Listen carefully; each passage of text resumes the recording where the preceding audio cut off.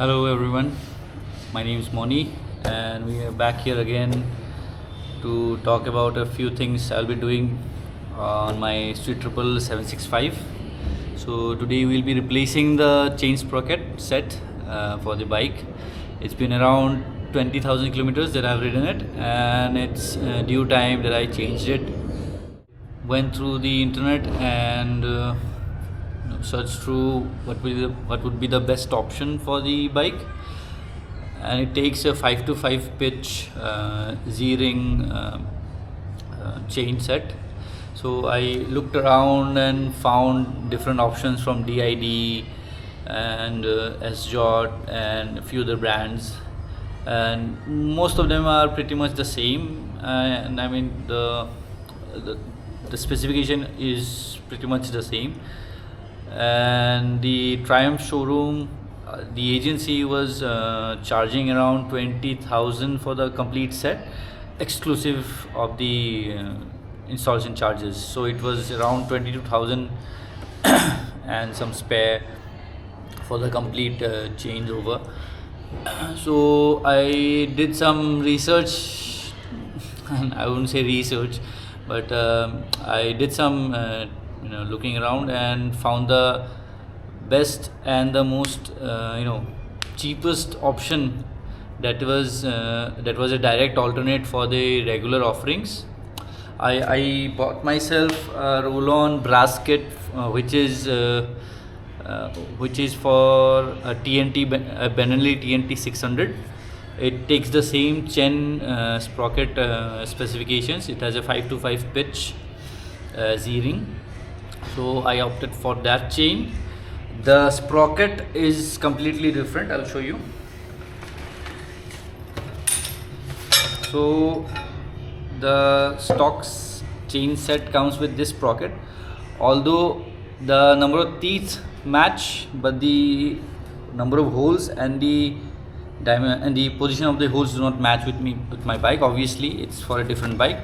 So I had to make myself a new one. So this is the custom sprocket that I built. So this is a 46 teeth sprocket. The stock is 48. People know that putting a smaller gear reduces the RPMs at higher speeds. So I won't go through explaining all that stuff. I think you guys already know about that. It was not very difficult to produce this. I live near a place which has laser cutting and CNC machining shops nearby, so it was not very difficult for me to get this job done. Calculation, what this translates to is that I'll have a lower acceleration, obviously, because it's putting in lesser torque in the wheels, but I'll have a higher top speed. Theoretically it should go to 248 kmph. Right now it's locked in at 237. I've done it twice. I've clocked 237 on the bike twice, and it doesn't move further anymore. And I wanted a little more relaxed riding, higher up in the RPMs. I mean, I wanted a lower RPM range at higher speeds, because I tend to go far places. I tend to tour a lot, and I'll be traveling to Bangalore real soon, and it's going to be a long journey. It's going to be a long tour. So I thought, why not gear down, and if I feel like the power is coming down a little, then I'll simply change to a stock setting, and that will bring back the punchiness in the throttle, or maybe the ride quality will change back to the stock settings. So I'll show you how the chain looks like. This is from Roll-On. I have had good experience with Roll-On. The quality is good enough, and they come pre-lubricated. This is the chain. This is a brass kit, so the rusting should not be an issue on this chain, which was the experience with when I changed my stock chain on the 650 Continental. I used the brass kit on that bike as well. It's pretty much the same chain, but it has 118 links. Since we are coming down on the rear sprocket size, I think we'll have to cut one more link, so it will come down to around maybe 116 links in the final. Is the front sprocket, which I had already replaced when the bike had crossed 12,000 kilometers. This is the front sprocket. This is from SJOT. Try not to change the front sprocket specifications, because this is connected to this transmission. This is a splined sprocket.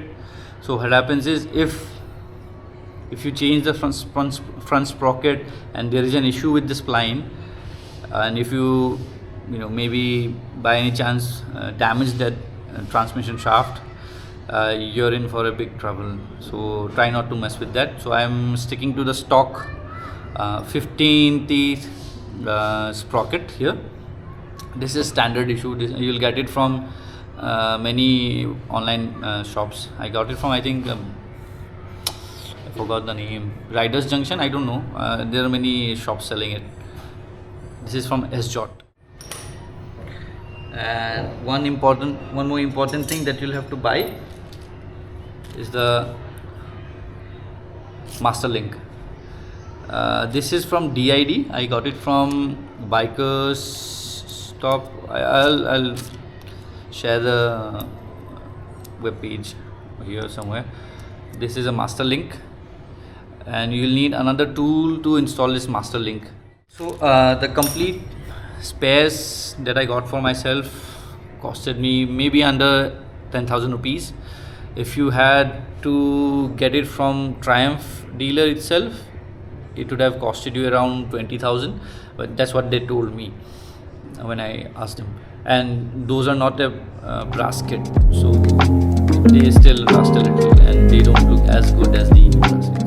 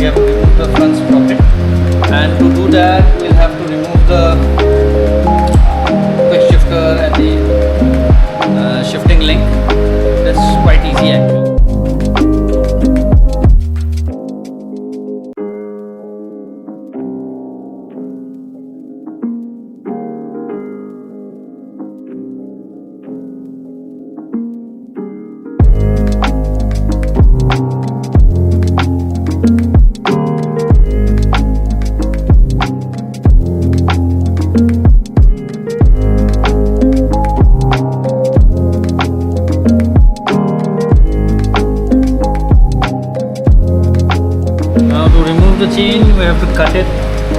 I use the hand grinder. Quite simple actually. And after that you just pull it and the job is done. I need two hands. Sorry.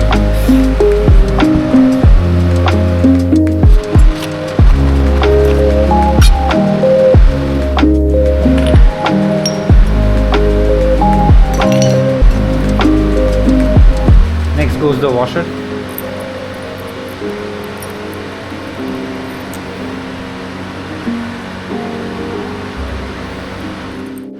See, the nut has a recess cut into it to accommodate the splines.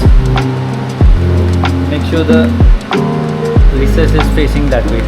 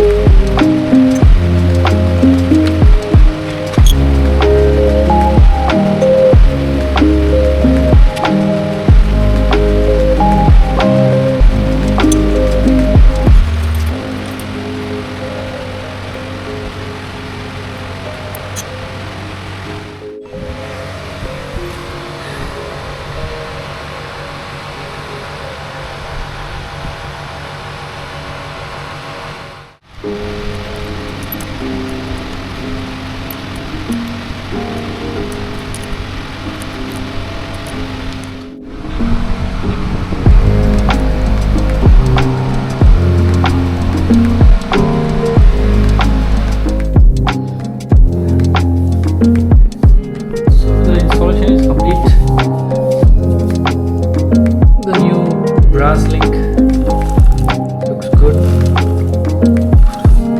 Looks very new. I haven't given it too much slack. I'm expecting it to loosen up within maybe 500 kilometers. There's a little tightness on the chain. I think I'll have to readjust it. Nevertheless, the job is done.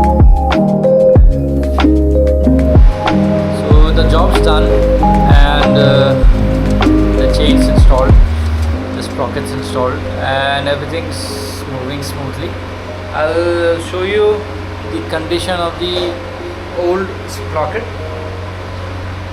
Look at this. I'm quite surprised that it has managed to survive so well for 20,000 kilometers. I have ridden it in almost all types of terrain, mud, ice, rain, asphalt, and it has held up really well. I don't see any major wear and tear on this sprocket. It would be, I think, wise to say that I can still use it, but I'll keep this as a spare in case my own custom sprocket doesn't last that long. And that's about it. I will get back to you soon and give you more insights on how the bike is riding. Thanks.